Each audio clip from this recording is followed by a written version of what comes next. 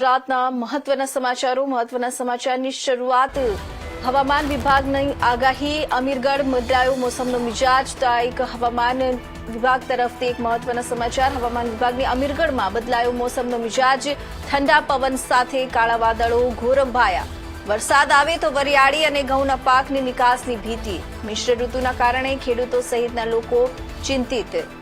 તો આ તરફ આપણે તમને સમાચારમાં જણાવીએ કે અમીરગઢમાં હવામાન વિભાગની આગાહીમાં અમીરગઢ મોસમ બદલાયો હોવાનો મિજાજ જોવા મળ્યો છે ઠંડા પવન સાથે કાળા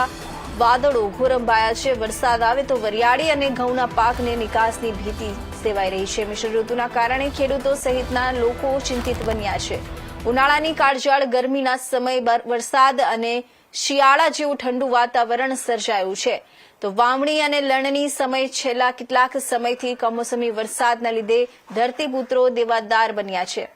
ઉત્તર ગુજરાત સહિત કેટલાક ભાગોમાં 7 એપ્રિલે કમોસમી વરસાદની આગાહી કરવામાં આવી છે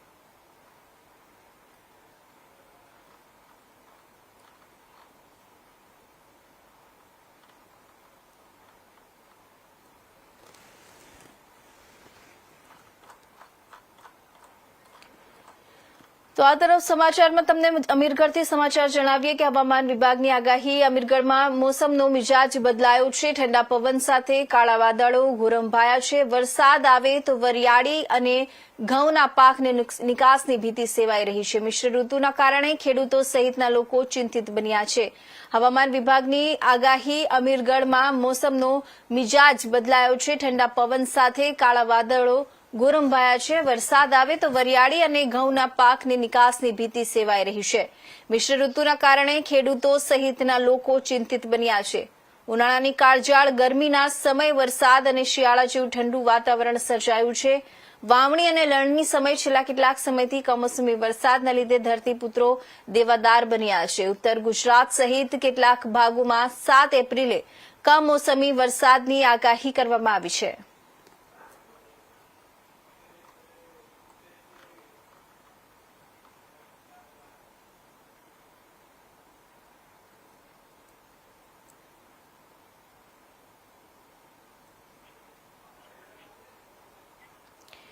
તો હવે સમાચારમાં આગળ વધીએ વાત